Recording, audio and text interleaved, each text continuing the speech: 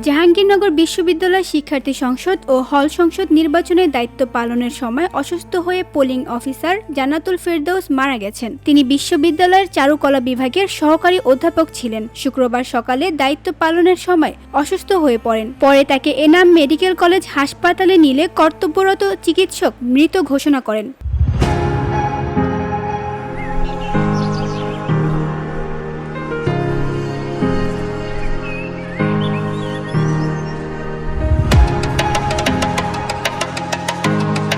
চারুকলা বিভাগের সভাপতি ও সহযোগী অধ্যাপক শামীম রেজা সাংবাদিকদের বলেন, গতকাল ভোট গ্রহণ শেষে সন্ধ্যা ৬টার পরে জান্নাতুল ফেরদৌস বাসা চলে যান। সকাল ৭:৩০ থেকে ৮টার দিকে ভোট গণনার জন্য তিনি আবার সিনেট ভবনে আসেন। তৃতীয় তলায় ভোট গণনা কক্ষের দরজার সামনে হঠাৎ পড়ে যান।